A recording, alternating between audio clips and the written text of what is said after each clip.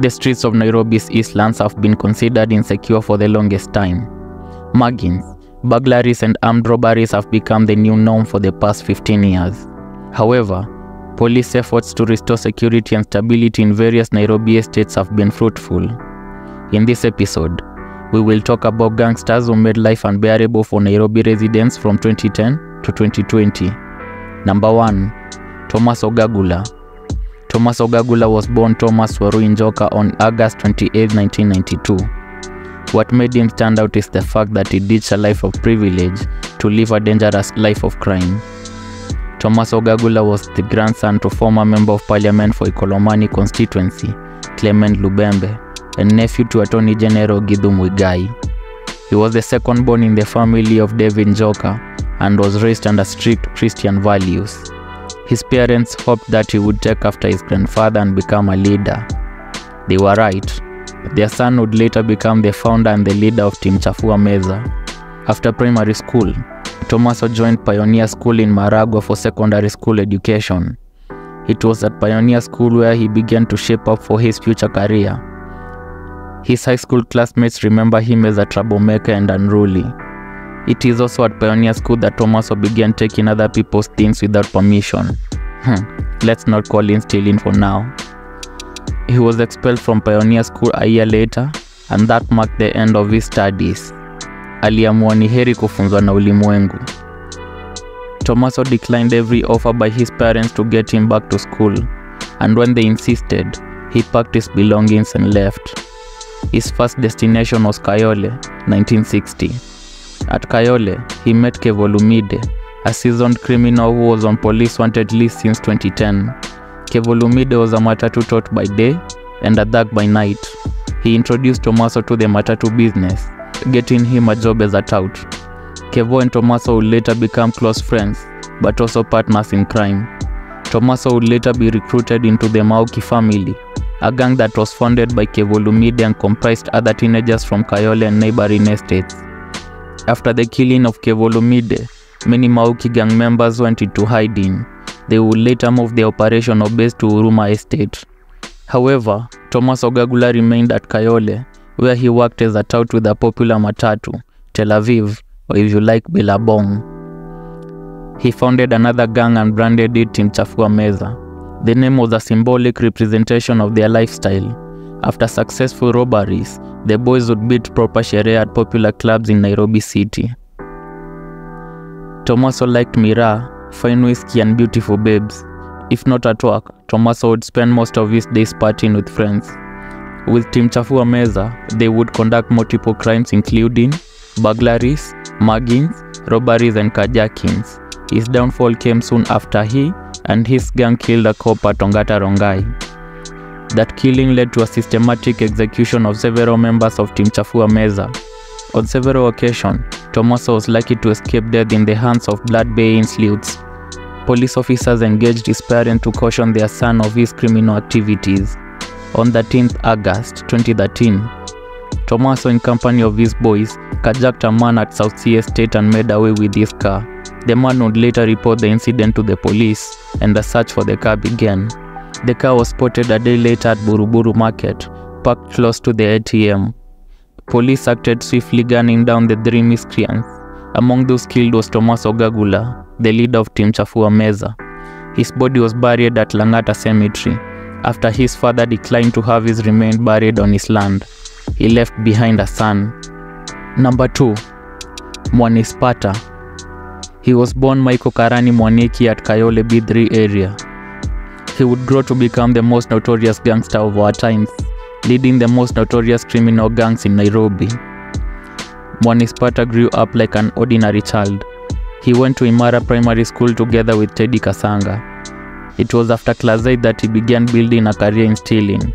He started out as a petty thief, snatching mobile phones and handbags from unsuspecting ladies. Stealing gave him quick cash, elevating him from poverty to being able to afford basics for himself. His breakthrough came after he mobilized his peers to help a local politician protect a parcel of land from land grabbers. With the money paid by the politician, he acquired his first gun. With the gang, he was now the don among his peers. He founded the Gaza Gang together with his childhood friend Teddy Kasanga. They were inspired by Jamaican dancehall artist Vybz Kartel.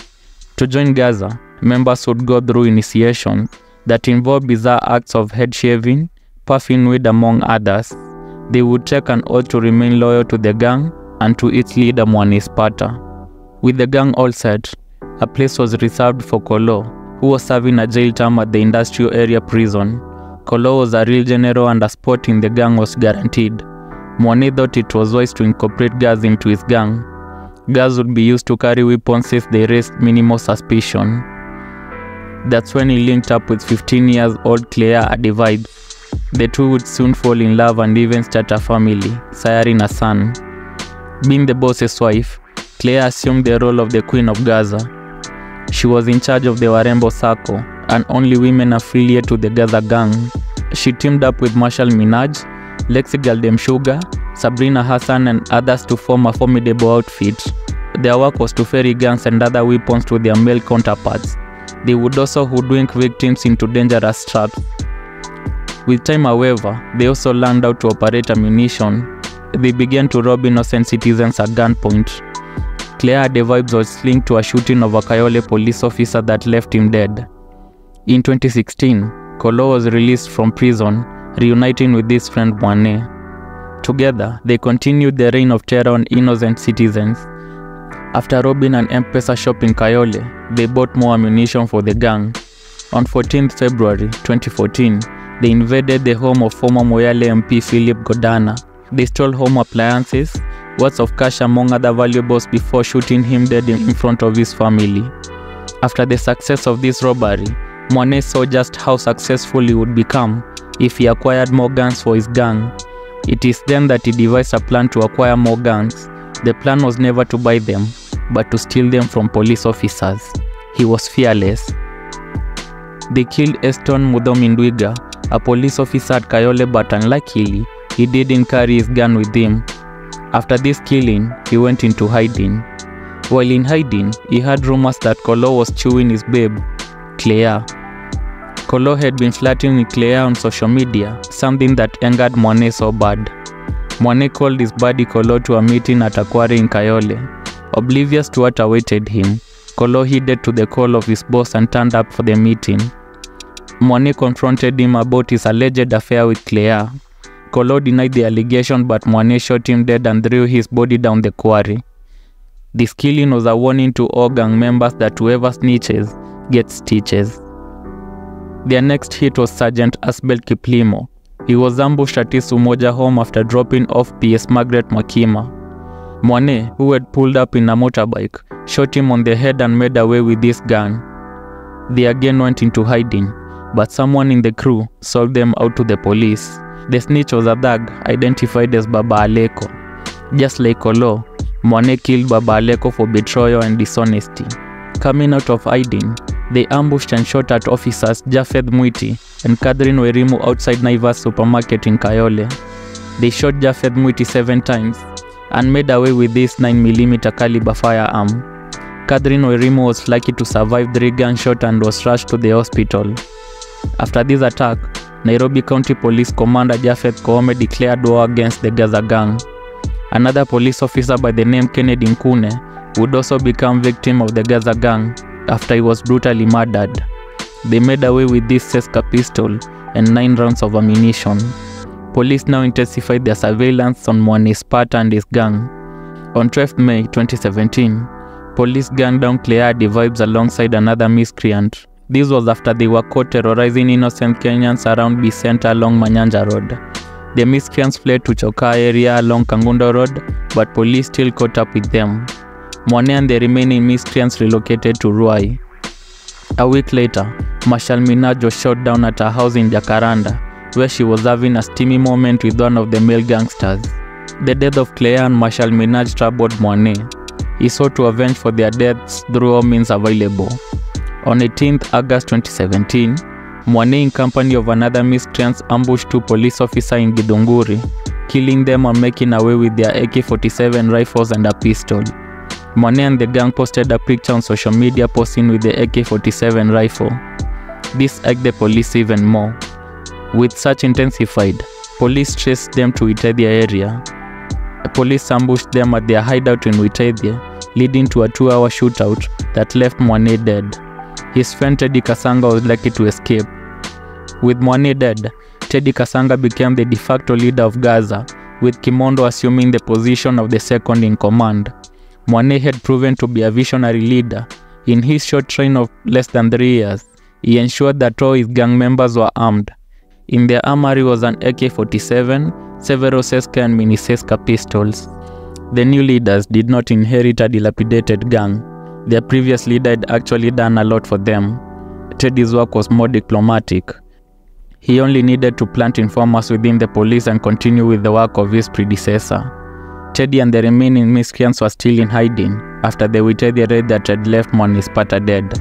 One Kimondo fearlessly took to his social media to mourn Mwanipata and reinstated that they would attend the burial of their former boss. The threats were however hot air, as Mwani's burial was marked by heavy police presence and no gun dared to attend. Teddy organized a hit-out at Moya Town in Kirinyaga County and sent 7 of his goons. This mission was to check if the police were still monitoring their movements. True to their fears, the 7 miscreants were cornered by the police at Makutano Junction. None of the 7 miscreants survived the shots of Hesi, which could only be likened to those of Johnny Singh. Aware that the police were still on their case, Teddy devised a new strategy. He split Gaza into 2 subgroups, one led by himself and another one by Kimondo. They would conduct their operations separately and only unite when sharing the spoils or important information. The death of Mwane had badly exposed the informants within the police. Gaza gang members who felt betrayed had sold the informers to their seniors. The rogue police officers began seeking transfers. They feared they'd be killed by either the goons or by their colleagues. This is to mean that by the time that Teddy came to power, he had no informants in the police. His first task was to compromise the police, something that he did with ease, since he had learned from the best. In a short time, he had informants across Kayole, Choka, Njiru, Molem and Ruai. He was now ready for the task ahead. Teddy's reign as the leader of Gaza was marked with a lot of killings. In September 2017, they shot dead 2 civilians and left without stealing a thing from them. The same day, they also shot dead a security guard. 3 lives in 24 hours. They had no respect for life. 2 months later, they shot dead a police officer as the area MP watched in disbelief. The officer was trying to arrest a miscreant who had snatched a phone in a small gathering when someone shot him on the head. They had also shot dead 2 police officers at Kayole and made away with their guns, a Seska and a mini Seska. They received intelligence that police had intensified their surveillance, prompting them to move out of Nairobi's eastlands. One group led by Kimondo left Kenol in Murang'a, while the other led by Teddy Kasanga moved to Tala in Machakos County. Police were not letting go of them. They were all marked for death. First to be dealt with was the group that had moved to Kenol. Police ambushed their rented house, leading to a deadly gunfight. Police requested reinforcement of the Reke squad, and after 5 hours of shootout, all the miscreants were down. With Kimondo and his colleagues dead, all eyes were now on Teddy. However, very few was known about his whereabouts. Unlike Kimondo, Teddy was wise enough not to use his phone. Neither were his gang members allowed to use the gadget. They would only communicate either through smoke signals or by sending messengers. Police would later find out that Teddy and his gang were hiding at Tala Town. However, this was the only piece of information that they could gather. After a month of tracking, his phone proved futile. They devised another strategy, to track him down on foot. They knew Mwane and Kimondo were obviously missing him so much, and they were determined to fix their meeting. A contingent of undercover police were deployed to Tala. In Tala, they posed as boda riders, hawkers, matatu totes, or roast maize sellers, all in a bid to gather information about Teddy Kasanga or his whereabouts. They entered the dungeons and the pits of Tala town, but still couldn't find Teddy. The search for Teddy had become a mission impossible. 6 weeks had passed, and no leads indicated that Teddy was indeed in the small town of Tala. Before they quit the operations, they gathered intelligence that Teddy was hiding in a small market of Kadhaani in the outskirts of Tala town. they went back to the drawing table to devise the approach plan. The dates and the time were agreed. On 2nd of December 2017, in the early hours of 6 a.m., police, armed as if they were heading to a IT ambush the rented house in Kadhani Market. The morning attack caught the miscreants unawares. Acting on reflexes, one miscreant reached at the boiling water meant for the morning tea and poured it on the sleuths. What followed was a fierce gunfight. As the gunfight intensified, one officer was shot on the foot and badly injured. One miscreant had been neutralized, but Teddy had managed to escape to a neighbor's house, taking one Shadrach Cheriot as a human shield. As he escaped, he shot dead the young man. Police were not letting go of him, not after killing an innocent person in their watch. Together with the two miscreants, they ran towards Mwanyeni Market as police pursued them. At the market, traders who had woken up to a beautiful morning were met with a real-time DJ Afro movie. Teddy tried to camouflage amongst the traders, but the scared women ran helter-skelter while screaming on top of their voices. This exposed Teddy to the police and the exchange of fire continued. In 2 minutes, Teddy and Sammy were neutralized. The remaining thug tried to escape but was cornered by angry mob. It had been a long day for him, and yet it was still very early in the morning. He had cheated death more than twice in an hour, but it was now certain that his time to die had come. His friends had been sent to hell and their souls were calling for him. Police were on his case, and the mob was already doing him injustice. He pulled out a Seska pistol and shot himself in the head, opening up his skull. Eyewitnesses claimed that he had a very small brain. That marked the end of Teddy and the group that had moved to Tala. The death of Teddy Kasanga meant the end of Gaza. The new dawn in town was Boogie, King Ehab. Have you ever wondered what might lead one into the dangerous life of crime? Well, many criminals blame it on poverty. However, not all criminals come from poor families. Some criminals like Thomas Oragula came from well-off, if not rich families. Another gangster who came from a similar background as Thomas Oragula is Ehab Kariuki Salim, aka Boogie, King Ehab. Boogie came from a fairly middle-class income family. He grew up an ordinary life, but was privileged to get fairly educated. His childhood friends remember him as a very talented footballer. He had won multiple trophies and awards in football throughout his childhood. However, after completing his high school, he found a new passion. This newfound passion involved robbing innocent citizens to finance his flashy lifestyle. He was linked to multiple robbery cases between 2015 and 2016, but his family kept on defending him. In 2017, due to increasing number of complaints about his behavior, his family flew him to Qatar. They had secured him a job abroad. He was expected to advance his passion in football in the foreign country. After the contract expired in 2019, Boogie decided not to extend his stay in Qatar, despite his family advising him to do so. He was clearly missing the streets of Nairobi and more so his old lifestyle. After returning to Nairobi, he reunited with his old friends. With the savings from Qatar, Boogie bought a pistol and Heckler and Koch P30. With the new firearm, he felt untouchable. He was the new dawn in town after the likes of Mwane and Teddy Kasanga had been eliminated by the police. What he didn't know is the fact that crime only pays in two currencies, death or jail, with the latter so unlikely. Boogie and his peers were linked to several robberies and murders within Umoja Estate. One of the most publicized murder is that of Rogers Opio, a fourth-year student at Meru University. Opio had gone to Fadam Hospital chemist to buy medicine for his ailing mother when Boogie, in company of an accomplice, raided the hospital. Opio's biggest undoing was identifying Boogie and calling him by his name. They shot him dead before escaping on a motorbike. A week later, the two ambushed and robbed a man of 350,000 before killing him. Police received a tip-off about their whereabouts and tracked them down to Ruiru. When confronted by the police, they fired back and managed to escape on a motorbike towards Kariobangi. They were however cornered by the sleuths and forced to abandon their motorbike and run on foot. They jumped over a perimeter wall into a farm in Ruiru but the police were not letting go of them. What followed was a 1-hour-long shootout that left the two miscreants dead. Boogie was heavily inspired by American legendary hip-hop artist Tupac and idolized his slogan, Thug Life. He had a taste in fine things in life. He loved sherehe and the bustling city nightlife. He used his social media accounts to document his criminal life.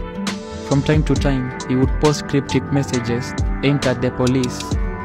Just weeks before his death, he shared some prophetic posts on his social media accounts. One of the posts read, "Even though I am marked for death, I'm gonna spark till I lose my breath. I no longer live in fear, my pistol close in hand, convinced this is my year." It was indeed his year to die. Another cryptic post he shared on Facebook read, "One day you will just be a memory to people. Do your best to be a good memory." His final message was dedicated to his lover, a lady only identified as Anita. It read, "A special person who has always brought so much joy to my heart. I am thankful for every moment we spend together, and I wish our happiness never ends. May this day be as sunny as your smile, and as beautiful as you are. You shine every day, but on this day you will shine the brightest. I have never met a person who is as sweet as you are." He shared this message on 18th April 2020, 10 days before his death. Police recovered an Heckler & Koch .30 pistol with 5 rounds of ammunition. That marked the tragic end of Boogie King Ehab. Subscribe to our YouTube channel for more amazing stories.